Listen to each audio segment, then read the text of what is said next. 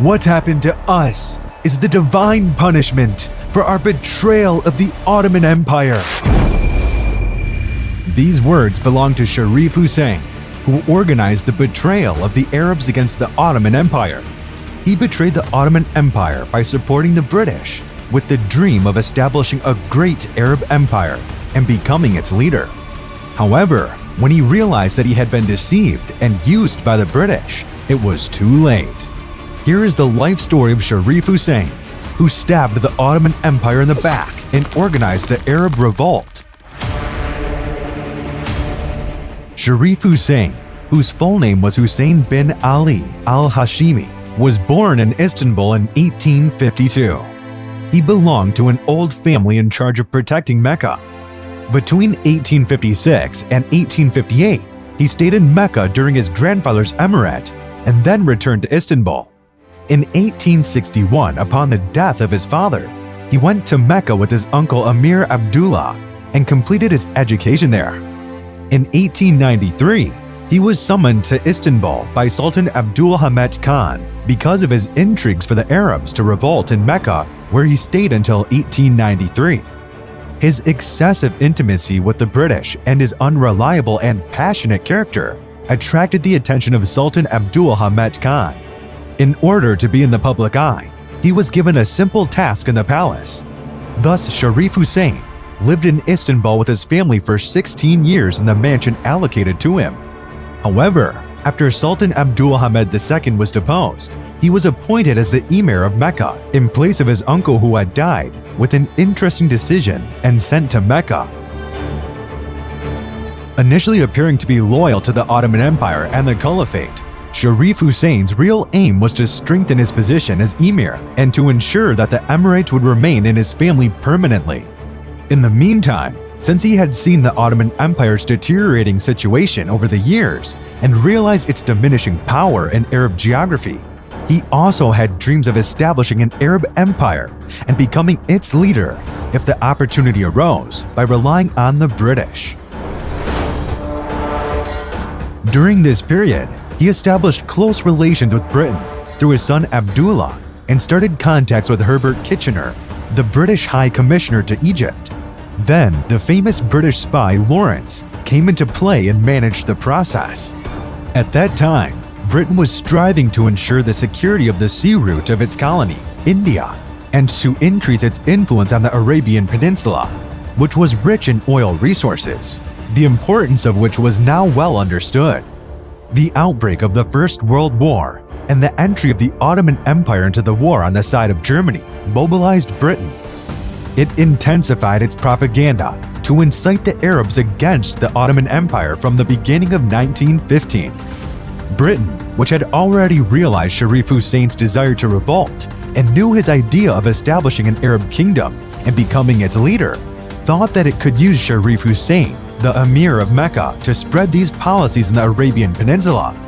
For this reason, they immediately contacted Sharif Hussein and assured him that if he helped them, they would protect him against any foreign attack. Sharif Hussein, on the other hand, asked Britain for money, weapons, ammunition, and supplies to revolt against the Ottoman Empire. Britain saw a way to achieve its goals in the Arab Revolt, so it did not spare any material aid necessary for the revolt. In 1915, as a result of very insensitive and secret correspondence between the British and Sharif Hussein, the borders of the Arab Kingdom, which would dominate the entire Middle East, were drawn on condition that it would be under British control. At this stage, the Ottoman Empire was unaware of the rapprochement between Britain and Sharif Hussein. In the meantime, Sharif Hussein took advantage of the tense atmosphere created when Jamal Pasha, one of the Ottoman commanders known as the Butcher of Syria, executed some Arabs in Beirut and Damascus, whom he accused of betraying the state. He ignited a rebellion in Mecca on June 5, 1916, with British guidance. In his Declaration of Independence, issued on June 26, Sharif Hussein accused the Ottoman Empire of irreligion and stated that jihad of the Arabs against Turks is obligatory. The revolt started on June 5th, when his son Faisal attacked a Turkish garrison in Mecca. It continued on June 10th, when he attacked a 1,400-strong Turkish guard unit in Kaaba. the Mecca garrison fell to the Arabs within 3 weeks. An attack began in Jeddah, supported by British warships and aircraft. On June 13th, rebels captured Jeddah. On September 17th, Taif fell. Thus, all important cities in Hejaz except Medina completely fell into rebel hands. The reason why the Arabs and the British could not capture Medina was due to the legendary defense of Faridin Pasha, named the Desert Tiger, one of the Ottoman commanders. On the other hand, the Ottoman army, which was fighting with the British on the Middle East front, had to fight with Arab troops under the command of Sharif Hussein's son.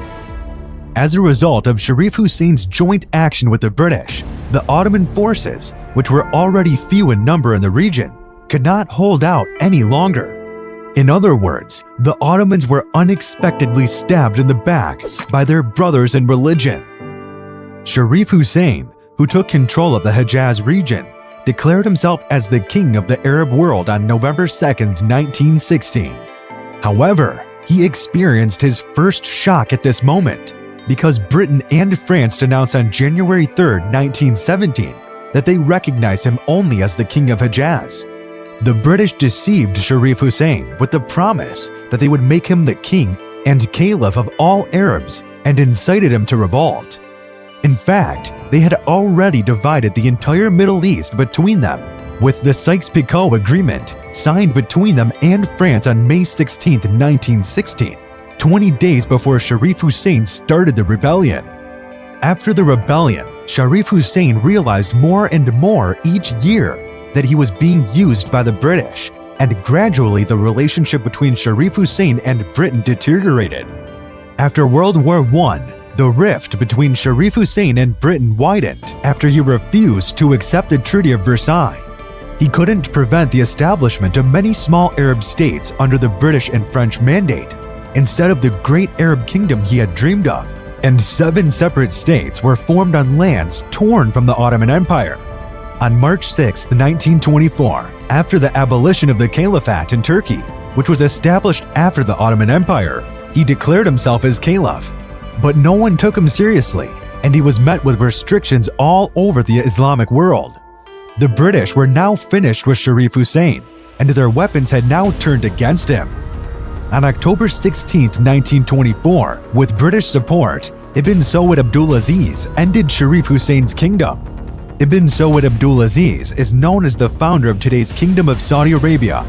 Sharif Hussein was exiled to Cyprus.